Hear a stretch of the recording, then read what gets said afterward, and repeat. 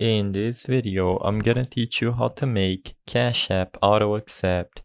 It's a very quick and easy process, so make sure to follow along.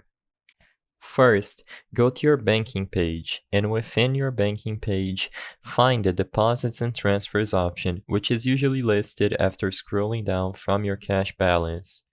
When you first access Deposit and Transfers, you just have to scroll down until you see this option, Auto Add Cash.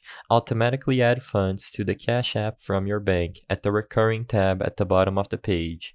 So scroll down until you see this tick box next to Auto Add Cash. What you have to do here is just click this tick box to turn it on. When you first click it, it will give you the prompt to how often would you like to add cash. Simply select how you would like to add cash, daily, weekly, or monthly, and include your Cash App PIN in order to make the auto cash option enabled. Afterwards, according to the parameters you set, you will be automatically cashed within the auto Cash App option. I hope I was able to help you on how to make Cash App Auto Accept. If this video helped you, please be sure to leave a like and subscribe for more quick and easy tips. Thank you for watching.